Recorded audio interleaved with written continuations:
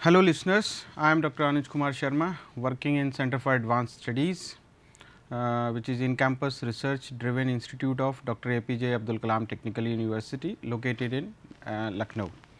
So, we are discussing the curved beams. So, in today's lecture, we will discuss about the neutral axis for various cross sections. अभी हम लोग जो curved beams discuss करेंगे इसमें, तो different cross sections पे depend करती है जो न्यूट्रल एक्सिस की पोजीशन है। तो न्यूट्रल एक्सिस होती क्या है, न्यूट्रल एक्सिस की ज़रूरत क्या है और ये डिफरेंट क्रॉस सेक्शंस पे कैसे डिपेंड करती है। So we will derive the formulae for different cross sections like circular cross sections, triangular, I, T section, trapezoidal section. तो उनके बारे में हम लोग थोड़ा सा आज देखेंगे। So, the outline of my today's lecture, we will discuss about neutral axis, its position, generic position of the neutral axis for various cross sections. Second, we will discuss and derive the expressions for the position of neutral axis for rectangular, triangular, T, I, circular and trapezoidal sections. As we know from Winkler back theory, हम लोग इसको पढ़ चुके हैं previous lectures में। तो अगर हम यहाँ पे देखें तो stress on a fibre at a distance of y from centroidal axis. तो अगर हम ये देखें कि ये जो एक कर्व्ड बीम का पोर्शन है, राइट, सो इस कर्व्ड बीम को जो हम स्ट्रेन करते हैं तो इट बिकम्स लाइक दिस। ये वाली जो सरफेस है वो यहाँ पे हो जाता है, ये सरफेस इधर से, तो ये स्ट्रेनिंग होती है and it is the deflection.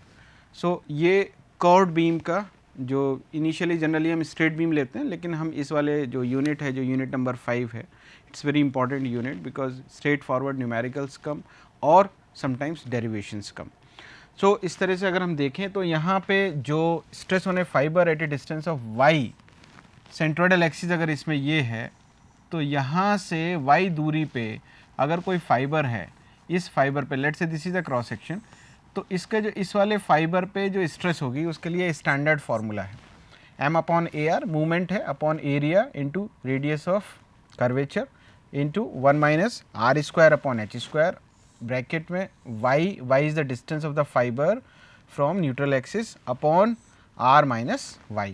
So ये स्टैंडर्ड फार्मूला है जो सिग्मा कैलकुलेट करने के लिए है at a distance of y। अगर हम न्यूट्रल एक्सिस की बात करते हैं तो न्यूट्रल एक्सिस कहाँ पे लोकेट होती है? So neutral axis is the axis where no stress is there. So it means the layer or the fibre at which the stress becomes zero. So it means if we see, so sigma should be equal to 0.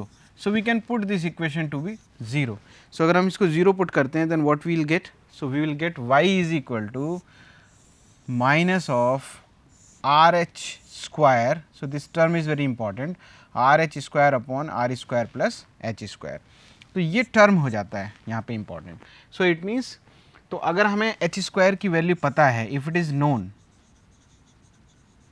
then R हमको पता चलेगी, R हमको दिया हुआ है, तो easily we can calculate the value of y.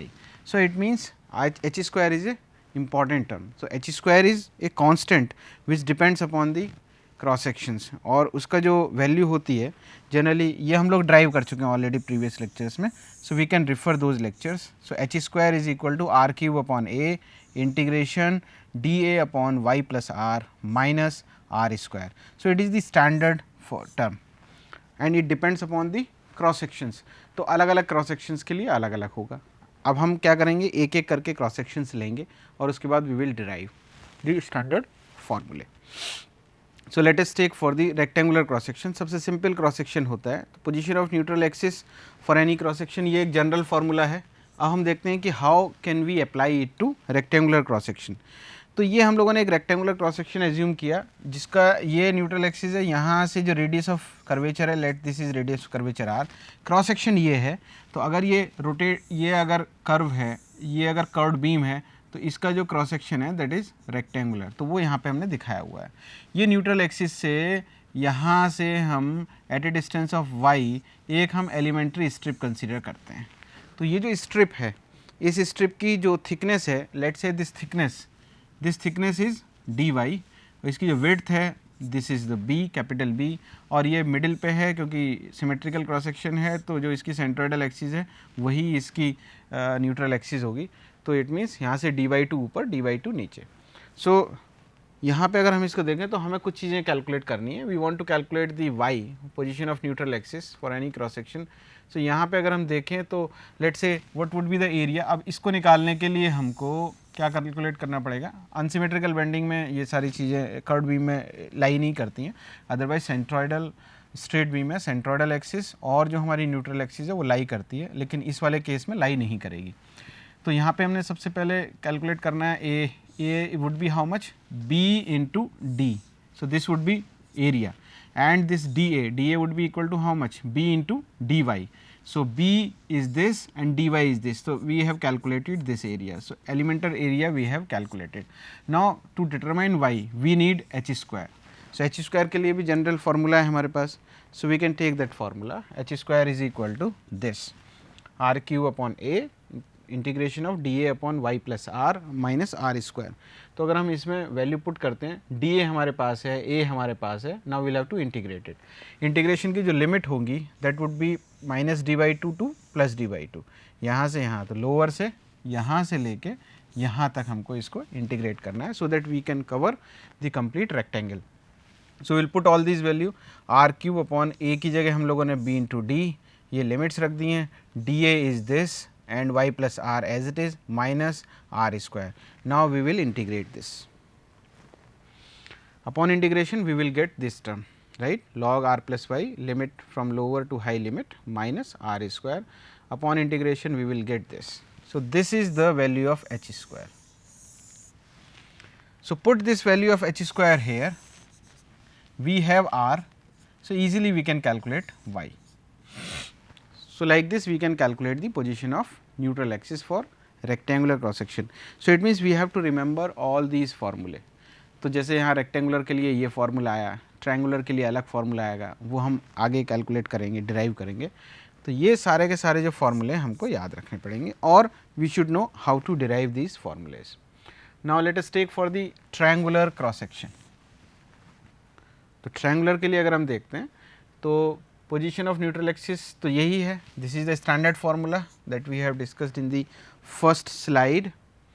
Triangular cross section अगर हम देखते हैं तो ये हमारा क्रॉस सेक्शन है, this is the cross section, और हमने क्या किया कि ये हमारा जो सेंटर ऑफ कर्वेचर है, यहाँ से ये हमारी सेंट्रॉइडल एक्सिस है, हमें न्यूट्रल एक्सिस की लोकेशन निकालनी है। तो हमने यहाँ से y डिस्टेंस पे एक एलिमेंट्री स्ट्रिप कंसीडर की जिसकी थिकनेस है dy, और ये हमको पता है कि जो हमारी सेंट्रोइडल एक्सिस है वो अगर टोटल हाइट h है तो h/3 इधर होगा और 2h/3 ऊपर होगा, तो यहाँ पे ये लाई करता है। इसका जो ये वाली जो साइड है वो कुछ अगर हम मानते हैं तो लेट्स से कि that side is capital B, और जो इसकी जो टोटल हाइट है इसकी that is capital small h। तो हमने माना कि लेट्स से कि यहाँ से यहाँ तक की दूरी पे जो इसकी ये जो विड्थ हो जाती है, because we have to calculate the elementary area, इस स्ट्रिप का एरिया हमको निकालना है। तो उसके लिए हमको ये और ये थिकनेस तो इसकी dy है, हम लोग ऑलरेडी एज्यूम कर चुके हैं। अब अगर हम b की वैल्यू निकाल लें किसी तरीके से, तो b into D why would be the area of this strip. तो ये सारी चीज़ें, तो यहाँ पे अगर हम देखें, so let r plus y is equal to z। So this is the r यहाँ तक और प्लस y। तो let's say we have considered this distance as z. So if we differentiate this, so what we'll get? dy is equal to dz. r तो constant है, तो dy is equal to dz. तो और b अगर हम निकालें तो elementary method हमने लगाया कि जो ये वाली साइड है पूरी की पूरी h है, तो यहाँ से r2 माइनस z कितना हो जाएगा?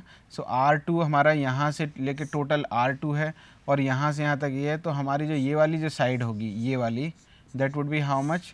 That would be equal to r2 minus z। तो हमें इस ट्रायंगल की हाइट पता है, इस ट्रायंगल का बेस पता है b, तो इन दोनों के बीच का जो रेशियो है वो जो बड़ा ट्रायंगल है उसका रेशियो के बराबर होना चाहिए। So from there we have got this relation, b is equal to r2 minus z upon h multiplied by d। तो ये हमको वहाँ से मिला। तो हमारे पास दोनों चीज़ें आ गई हैं। Now we can calculate the area also. तो area would be how much? b into D Y. तो यहाँ से हमको एलिमेंट्री एरिया मिलेगा। नाउ एच स्क्वायर की वैल्यू और चाहिए हमको। एच स्क्वायर की वैल्यू निकालने के लिए हमने ये डी वाई और बी, बिकॉज एलिमेंट्री एरिया अगर हम बात करें तो that would be equal to b into D y, उसकी ज़रूरत हमको यहाँ पे पड़ेगी, ये जो एलिमेंट्री एरिया है। तो यहाँ पे हमने ये फार्मूला हमको पता है, स्टैंडर्ड फार्मूला है। Now we can easily calculate the, we put the values, यहाँ पे वैल्यू रखी, डी ए की जगह हमने क्या रखा, b into d z. So d y is equal to क्या है, डी जेड। तो डी ए बराबर क्या हो जाएगा, बी इंटू डी जेड, क्योंकि हमारे पास जेड एक टर्म है और जेड वेरिएबल है because it depends upon y. तो जेड को हमने वाई को जेड की फॉर्मेट चेंज कर लिया और डी वाई उसकी तरह से हम लोगों ने यहाँ पे यूज़ करेंगे। तो h square is equal to r cube upon a integration from R1 to R2 b d Z upon Z minus are square. जब यहाँ पे हम लिमिट्स रखेंगे और ये वैल्यू पुट करेंगे, so it becomes this R cube upon A R1 R2 से लेके R2 minus Z upon H, B की वैल्यू हमने यहाँ पे रख दी, D Z upon Z minus are square. अब इसको अगर हम सिंप्लीफाई करते हैं इंटीग्रेट करके तो ये टर्म मिला। इसके बाद अगर हम इसको और सिंप्लीफाई करते हैं then we will get r cube a multiplied by r two d h by h log r two by r one minus d by h into r two minus r one minus capital r का square. इसको simplify करने पे हमको मिलता है ये r cube upon a bracket start r plus two h by three multiplied by d by h log 3r plus 2h upon 3r minus h minus d whole bracket close minus r square. So, upon simplification we are getting this value. इसको और simplify करते हैं तो subsequent simple mathematics है, इसको simplify करते रहें अगर हम। So at the last we are getting H square is equal to 2r cube upon h multiplied by 3r plus 2h upon 3h into log 3r plus 2h upon 3r minus h into minus 1 multiplied by close bracket minus r square. तो ये जो term मिला हमको, सो यहाँ पे जो ये h है, this h is different, this h is different, that is h square and this is small h. Small h is the height of this triangle. तो इससे we don't need to be confused कि square of this is not, that's why we are not simplifying it. So this is the simplest. So this is the value of, तो यहाँ से हमने h square निकाला और इसको जब हम पहले वाली वैल्यू में रखेंगे y is equal to something, तो वहाँ पे जो हमारा h स्क्वायर आ रहा है और ये एक फंक्शन है, वहाँ से हम कैलकुलेट कर लेंगे पोजीशन ऑफ न्यूट्रल एक्सिस। तो इसका मतलब अभी हमको जो कुल चीज़ें कैलकुलेट करनी है वो हमको कैलकुलेट करनी है कि हमें h स्क्वायर निकालना है। h स्क्वायर निकालने के लिए we need d a, we need उस स्ट्रिप हम एज्यूम करेंगे, स्ट्रिप का हम लोग एरिया कैलकुलेट करेंगे। एरिया को जब हम एच स्क्वायर वाले फार्मूले में रखेंगे we will calculate the h square for particular cross section, then we will derive the final expression. अब जैसे यहाँ पे हम लोग टी सेक्शन की बात करते हैं, so let's say for the t cross section, तो ये स्टैंडर्ड फार्मूला है minus r h square upon r square plus h square. तो अगर हम टी सेक्शन लें तो आप यहाँ ध्यान से देखें, this is the radius of curvature, this is the point o. यहाँ से आप देख रहे हैं कि ये लोअर एंड है, ये अपर एंड है, इसको बोलते हैं हम लोग फ्लेंच। और ये जो पोर्शन है हमारा R2 से लेके R3 तक, this portion is known as the web. So अगर हम यहाँ पे देखें ध्यान से तो हमें इसका मतलब R1 से R2 तक इंटीग्रेट करना पड़ेगा और फिर R2 से लेके R3 तक इंटीग्रेट करना पड़ेगा। So what we have done, we have assumed, so let's say this is the centroidal axis, geometrical center line। यहाँ से हमने y डिस्टेंस पे एक एलिमेंट्री स्ट्रिप कंसीडर की जिसकी थिकनेस है dy, राइट। तो यहाँ पे हमको एलिमेंट्री एरिया इसका कैलकुलेट करना पड़ेगा। तो अगर हम यहाँ पे देखें तो यहाँ पे जो एलिमेंट्री अगर हम एज्यूम करते हैं z is equal to r plus y, तो ये टोटल z है। दो वेरिएबल्स हैं, उनको सिंप्लीफाई करने के लिए हम लोगों ने माना कि r plus y is equal to z। तो यहाँ पे अगर हम इसको डिफ्रेंशिएट करते हैं तो r is constant, so d z would be equal to d Y. तो ये हमको मिल गया यहाँ से। उसके बाद we know this formula, h square का जो फार्मूला है ये हमको पता है। यहाँ पे हम लोग a और डी ए की वैल्यू यहाँ पे रख देंगे। a would be how much, a would be equal to जो हमारी थिकनेस है that is T1 multiplied by d y. ये T1 है और ये dy है। तो इस तरीके से हम इसको रख देते हैं। तो यहाँ पे अगर हम देखें तो इसको हमने पार्ट में तोड़ दिया। तो अगर हम इसको तोड़ते हैं तो यहाँ से यहाँ तक एक बार में लेंगे और यहाँ से फिर यहाँ तक दूसरी बार में। तो हम लोगों ने इसको जो है वो सेपरेट आउट कर दिया है। तो r³ upon a as it is ये यहाँ पे आ गया और इंटीग्रेशन r1 टू r2 ये value plus r2 to r3 ये वैल्यू फिर माइनस r²। तो उसको तो dA की वैल्यू हमारी 2 होंगी। तो एक हमारी एलिमेंट्री स्ट्रिप इधर हो जाएगी यहाँ पे। तो अभी हम एज्यूम नहीं कर रहे हैं लेकिन वेरिएबल रखा हुआ है हम लोगों ने। तो in that case it would be b into D Y. तो उस तरीके से हम लोग ले लेंगे। तो यहाँ पे अगर हम देखें तो b2 इंटू डी जेड और यहाँ पे t1 इंटू डी जेड। तो इस तरीके से हम लोगों ने रखा है। तो b2 is the width of that strip in the lower side, मतलब फ्लेंज में जो उसकी जो थिकनेस होगी, जो विड्थ होगी, वो b2 हम लोगों ने यहाँ पे ली। इसको सिंप्लीफाई करते हैं इंटीग्रेशन के साथ। We will get r³ upon a b2 log z r1 to r2 plus t1 mod log z r2 to r3। उसको हमने सिंप्लीफाई करेंगे, then we will get this value. So this is the value of h²। So we have to remember this value. h² की value remember करनी है। उसके अलावा हम लोगों को y की वैल्यू पता है। We can put this value in the formula y is equal to minus RH² upon r² plus h²। तो उसमें अगर हम रखेंगे then we will get for t cross section.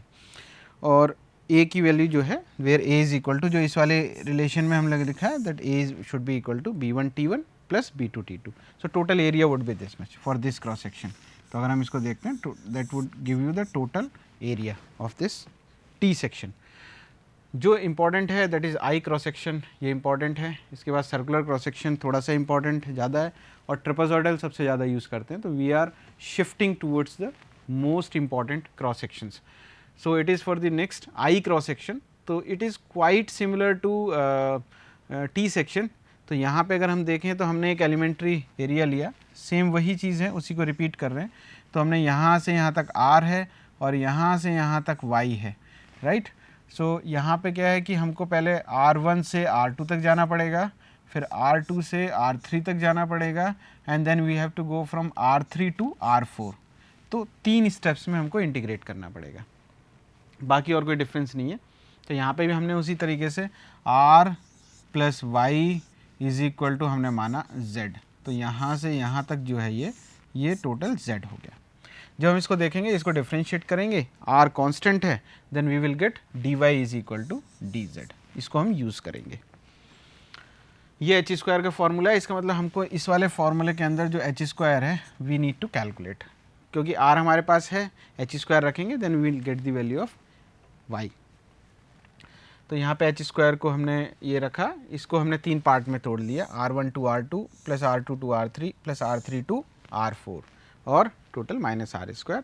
अलग अलग हमारे पास लिमिट्स हैं, उस तरीके से हम लोगों ने इसको रखा। Then we will simplify it. तो हम लोगों ने dA तीनों के लिए अलग रखा।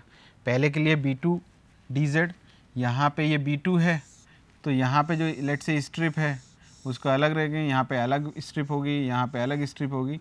लेकिन हम लोगों ने एक ही स्ट्रिप को मानते हुए कि यहाँ से यहाँ तक ट्रैवल कर रही है, उसके लिए ये हमने अलग अलग एरिया की वैल्यू हो गई। सो h² की जो वैल्यू आई यहाँ पे that is r³ by a b2 log r2 by r1 plus t3 log r3 by r2 plus b1 log r4 upon r3 minus r². So all the distances are given to us and we can easily calculate the h². हम फिर इसको y की value में रखेंगे and where total area is this much. I में 3 rectangles हैं, तीनों rectangles का एरिया आप ऐड कर लीजिए, राइट। उसके बाद जो इम्पोर्टेंट जो है that is the circular cross section. It is one of the most important cross section which is used for curved beams. तो यहाँ पे अगर हम देखें तो y का जो स्टैंडर्ड फार्मूला है minus RH² upon r² plus h²। इसमें हमको फिर इसका मतलब what we are doing, we are calculating the value of h² for different cross sections, क्योंकि ये फार्मूला कांस्टेंट है, इंपॉर्टेंट है, उसके लिए फिर हम h² की वैल्यू निकाल रहे हैं।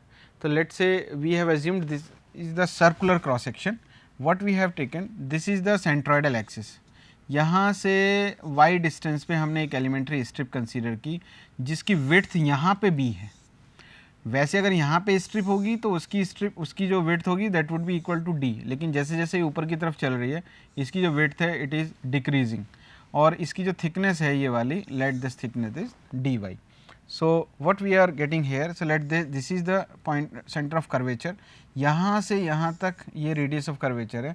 तो ये जो स्ट्रिप के लिए हम ले लेते हैं, तो स्ट्रिप के लिए हमारा माइनस d/2 से प्लस d/2 तक इसको इंटीग्रेट करेंगे हम लोग, और जो फॉर्मूला स्टैंडर्ड है वो हमारे पास ये है। तो यहाँ से हमने b की वैल्यू हम कैलकुलेट कर लेते हैं, बिकॉज b जो है वो y पे डिपेंडेंट है।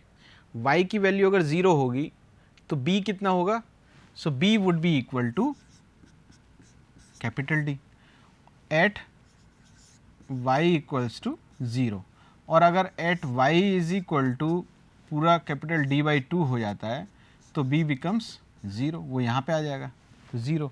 इट मीन्स y का एक फंक्शन है, तो हम यहाँ पे अगर यूनिटरी मेथड और ये लगाएं तो we will get by Pythagoras theorem. इसमें आप पाइथागोरस थ्योरम लगा दीजिए इस वाले ट्रायंगल में।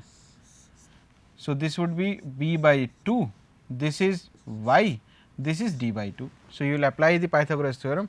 So we will get b is equal to 2 under root of d square by 4 minus y square. So this formula we will get. So we can differentiate, we can calculate the area. dA would be how much? dA would be b multiplied by dy. तो ये standard strip का जो formula है वो ये formula हो गया। अब हमें जो यहाँ पे रख दीजिए, b की वैल्यू ये रख दीजिए, तो we will get dA is equal to 2 under root of d square by 4 minus y square into dy. Okay, ना ये स्टैंडर्ड फार्मूला है। अब इसमें क्या है कि आपको लोअर लिमिट से हाई लिमिट तक इसको इंटीग्रेट करना है, और ये सारी वैल्यूज पुट कर दीजिए। Now dA we have, area we have for whole circle pi r square और pi d square by 4, that is the total area.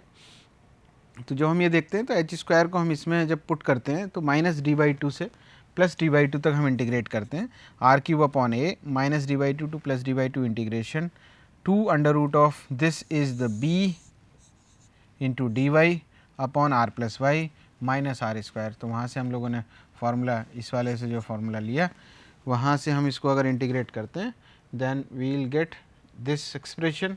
Again upon simplification we will get, तो we have to expand this binomially we have to expand, क्योंकि ये अब binomial expansion है जो आप देख रहे हैं कि under root of d square by 4 minus y square upon r plus y into dy। तो हम इसको बायनोमियली एक्सपेंड करते हैं तो we will get this expression. So this is the standard expression we have to remember for circular cross section, d square by 16 plus 1 by 128 d raise to the power 4 upon r square plus and so on. लेकिन आगे के जो term होंगे वो d की power 6 upon ये something जो आएगा वो इतना स्मॉल होगा, we can neglect all the terms. तो for simplicity we consider generally this up to this for numerical solving. So it induces the error, but we neglect all the higher terms. Now this is one of the most important cross section, trapezoidal cross section. तो यहाँ पे भी अगर हम देखें neutral axis की जो position है वो यही है जो स्टैंडर्ड फार्मूला है। ये ट्रेपेजॉइडल सेक्शन है। यहाँ पे हम देखें कि this is the trapezoidal section. यहाँ पे हमने एक एलिमेंट्री स्ट्रिप कंसीडर की जिसकी जो थिकनेस है, let this thickness is dy at a distance. ये इसकी जो है न्यूट्रल, ये जो सेंट्रोइडल एक्सिस है वहाँ से y दूरी पे हमने लिया, यहाँ से यहाँ तक की जो दूरी है लेट इज z, और ये रेडियस ऑफ कर्वेचर फ्रॉम यहाँ से यहाँ तक, this is the centre of curvature. और ये वाला जो यहाँ से यहाँ तक की जो दूरी है वो r1 है, और यहाँ से यहाँ तक की जो दूरी है यहाँ से यहाँ तक दैट इज r2। तो इसका मतलब r2 minus r1 is equal to जो हमारा ये वाली जो हाइट हो जाएगी इसकी ट्रेपेजॉइड की, right. So here we are representing by d। सो d1 d2 क्या है, d1 d2 मीन जो हमारा सेंट्रोइडल एक्सिस है यहाँ से यहाँ तक d1 है और यहाँ से यहाँ तक d2 है। तो बहुत सारी चीज़ें, और जो इसकी ऊपर वाली जो विड्थ है दैट इज c, नीचे वाली b। तो ये सारी चीज़ें हम लोगों ने यहाँ पे एज्यूम की हुई हैं। तो अगर हम देखेंगे यहाँ पे सिंपली तो z is equal to r plus y, so dz would be equal to dy, right, upon integration. What we are doing in the previous slides we are also doing the same thing, we are repeating, but here we have this formula h square is equal to this much. So, now we know that B is equal to C plus, yeah, this simple unitary method hai, we can apply this and we can calculate this. So, B is equal to, as we are moving upward, तो वो जो width है वो घटती जा रही है, तो B में और C में और इस Y में we have a relation.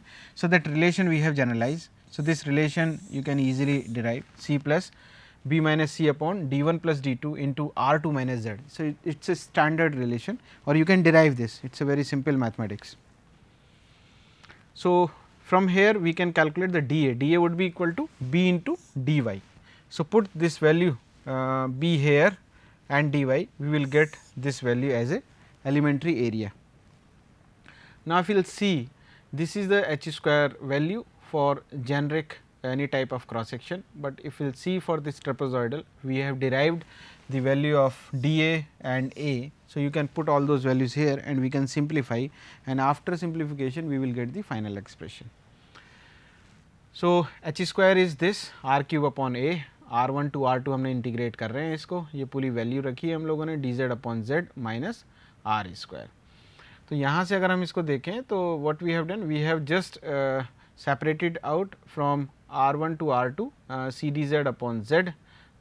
We have opened the bracket also, तो b minus c upon d1 plus d2 into r1 to r2, फिर इसको इंटीग्रेट कर रहे हैं r2 minus z upon z, इसको इधर क्लब कर लिया. So into d z minus bracket close minus are square. So upon simplification it will give, ये हम लोगों को एक वैल्यू मिली, तो c is the constant, d z को इंटीग्रेट करेंगे 1 बाई जेड को तो log z हो गया, उधर इंटीग्रेट करेंगे तो log z अगेन, और ये आपका r2 माइनस जेड. तो ये हम जो इंटीग्रेशन के बाद ये वैल्यू हमारे पास आई. उसके बाद सिंप्लीफाई किया हमने तो r cube upon a c log r two by r one plus b minus c upon d one plus d two into r two log r two by r one minus r one small bracket close middle bracket close big bracket close minus are square, right. So when we again simplify it, we will get this value. Upon simplification, we have got this h square is equal to, we can remember this value as the value of h square, where a is equal to b plus c by 2 into d. ये हमारा standard value है. Again if d1 is equal to d by 3 into b plus 2c upon b plus c and d2 is equal to d minus d1. So, all these three values we have to remember, and we can easily calculate the value of h square, and after calculating the h square we can easily calculate the value of position of neutral axis, that is the y. So, likewise we can easily calculate the position of neutral axis for different cross sections. तो यहाँ पे हम जब cross sections की जब हम के लिए जो हम न्यूट्रल एक्सिस की पोजीशन हम लोग जब कैलकुलेट करेंगे, उसके बाद we can easily calculate the numericals for respective cross section. So it is very important lecture. So I hope you have enjoyed it and you will do some practices at your home. Thank you so much.